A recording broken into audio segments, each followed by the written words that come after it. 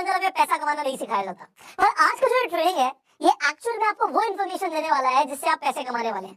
सो आज ये ट्रेनिंग कितनी इंपॉर्टेंट है आपके लिए मुझे बताने की जरूरत नहीं है, बट मैं चाहता हूँ कि आप आज इस ट्रेनिंग को अटेंड करते हुए एक नोटबुक और पेन के साथ बैठे।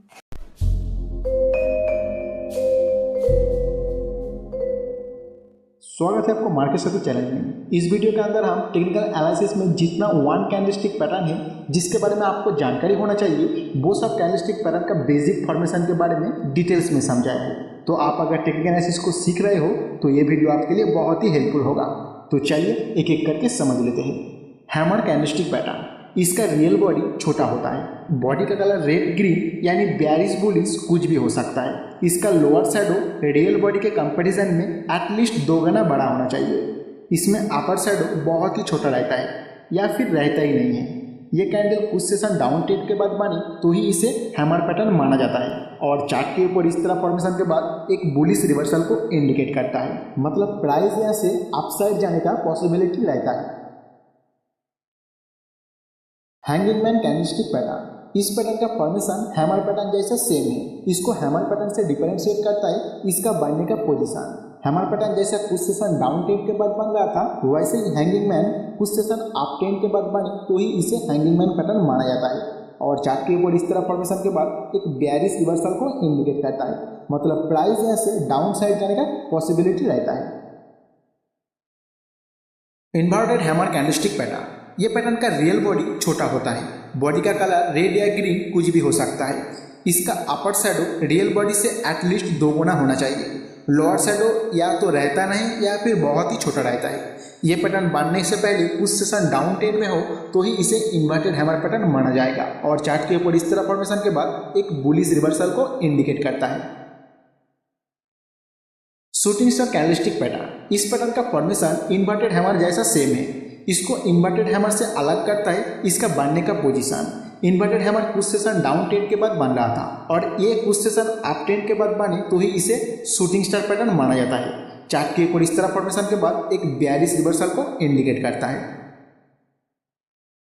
Spinning top and bottom candlestick pattern, इस पैटर्न का रियल बॉडी अपने प्रीवियस कुछ कैंडल का कंपैरिजन में छोटा होता है। बॉडी का कलर रेड या ग्रीन कुछ भी हो सकता है। इसका लोअर और अपर शैडो का साइज इसका रियल बॉडी के 2 गुना से कम होना चाहिए और दोनों शैडो का साइज ऑलमोस्ट बराबर होना चाहिए। इसका बनने का पोजीशन के हिसाब से स्पिनिंग टॉप और बॉटम कहा जाता है। जैसे ये अगर कुछ सेशन डाउन ट्रेंड के बाद बन रहा है तो इसे स्पिनिंग बॉटम कहा जाता है और चार्ट के ऊपर इस तरह फॉर्मेशन के बाद जो डाउन ट्रेंड चल रहा था उसका मोमेंटम में ब्रेक लग जाता है। अगर नेक्स्ट कोई कैंडल अच्छे वॉल्यूम के साथ इस स्पिनिंग बॉटम के हाई के ऊपर क्लोज कर देता है तो एक बुलिश रिवर्सल को इंडिकेट करता है और अगर एक कुछ सेशन अप ट्रेंड के बाद बन रहा है तो इसे स्पिनिंग टॉप पैटर्न कहा जाता है और चार्ट के ऊपर इस तरह फॉर्मेशन के बाद जो अप ट्रेंड चल रहा होता है उसका मोमेंटम में ब्रेक लग जाता है। अगर नेक्स्ट कोई कैंडल अच्छे वॉल्यूम के साथ इस कैंडल के लो के नीचे क्लोज कर जाता है तो एक बेयरिश रिवर्सल को इंडिकेट करता है। हाई वेव कैंडलस्टिक पैटर्न, इस पैटर्न का formation spinning top and bottom pattern जैसा ही है। इसको स्पिनिंग टॉप एंड बॉटम से डिफरेंशिएट करता है इसका अपर और lower shadow. Spinning top and bottom में अपर और लोअर शैडो रियल बॉडी के 2 गुना से कम होना चाहिए और हाई वेव पैटर्न में 2 गुना से ज़्यादा होना चाहिए। ये पैटर्न अगर बॉटम में बन रहा है तो इसका इंटरप्रिटेशन स्पिनिंग बॉटम जैसा होगा और ये पैटर्न अगर टॉप में बन रहा है तो इसका इंटरप्रिटेशन स्पिनिंग टॉप जैसा होगा। बुलिश मारुबुजू कैंडलस्टिक पैटर्न, इस कैंडल का ओपन नीचे और क्लोज ऊपर होता है और एक परफेक्ट बुलिश मारुबुजू कैंडल में कोई अपर और लोअर शैडो नहीं होता है। मतलब ओपन बराबर लो एंड क्लोज बराबर हाई होता है, लेकिन प्रैक्टिकली हल्का सा अपर और लोअर शैडो रहने पर भी उसे बुलिश मारुबुजू कैंडल माना जाता है। इस पैटर्न का बनने का पोजीशन के हिसाब से अलग अलग इंटरप्रिटेशन निकल जाता है। जैसे ये अगर अप ट्रेंड के दौरान बन रहा है तो स्ट्रॉन्ग ट्रेंड कंटिन्यूएशन को इंडिकेट करता है और ये डाउन ट्रेंड के दौरान बन रहा है तो बुलिश रिवर्सल को इंडिकेट करता है। बेयरिश मारुबुजू कैंडलस्टिक पैटर्न, इस कैंडल का ओपन ऊपर और क्लोज नीचे रहता है और एक परफेक्ट बेयरिश मारुबुजू कैंडल में कोई अपर और लोअर शैडो नहीं रहता है। मतलब ओपन बराबर हाई और क्लोज बराबर लो होता है, लेकिन प्रैक्टिकली हल्का सा अपर और लोअर शैडो रहने पर भी उसे बेयरिश मारुबुजू कैंडल माना जाता है। इस पैटर्न का बनने का पोजीशन के हिसाब से अलग अलग इंटरप्रिटेशन निकाला जाता है। जैसे ये अगर डाउन ट्रेंड के दौरान बन रहा है तो एक स्ट्रॉन्ग ट्रेंड कंटिन्यूएशन को इंडिकेट करता है और अगर अप ट्रेंड के दौरान बन रहा है तो बेयरिश रिवर्सल को इंडिकेट करता है।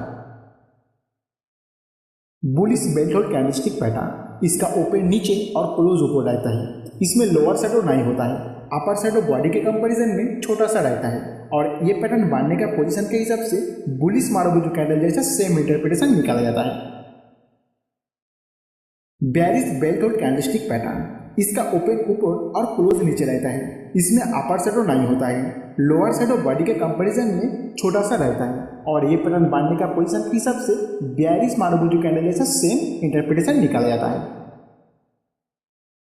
डोजी कैंडलस्टिक पैटर्न, इस कैंडल का ओपन और क्लोज प्राइस सेम पॉइंट पर होता है और इसमें अपर और लोअर शैडो नहीं होता है, मतलब ओपन हाई लो क्लोज चारों प्राइस एक ही पॉइंट पर है, इसीलिए इसको 4 प्राइस डोजी भी कहा जाता है।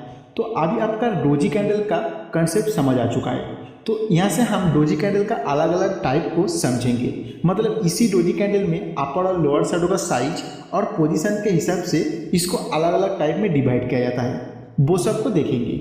लेकिन सभी टाइप में एक चीज़ कॉमन होगा, उसका ओपन और क्लोज एक ही पॉइंट पर रहेगा। तो चलिए अलग अलग डोजी को देख लेते हैं। स्टैंडर्ड डोजी कैंडलस्टिक पैटर्न, इसका ओपन और क्लोज सेम प्राइस पॉइंट पर होता है। इसका अपर और लोअर शैडो छोटा होता है एंड ऑलमोस्ट साइज में इक्वल रहता है।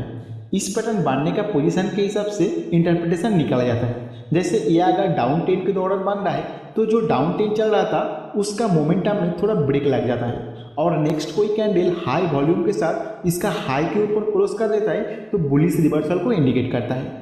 और ये अगर अप ट्रेंड के दौरान बनता है तो जो अप ट्रेंड चल रहा था उसका मोमेंटम में थोड़ा ब्रेक लग जाता है। फिर नेक्स्ट कोई कैंडल हाई वॉल्यूम के साथ इसका लो के नीचे क्लोज करने पर बेयरिश रिवर्सल को इंडिकेट करता है।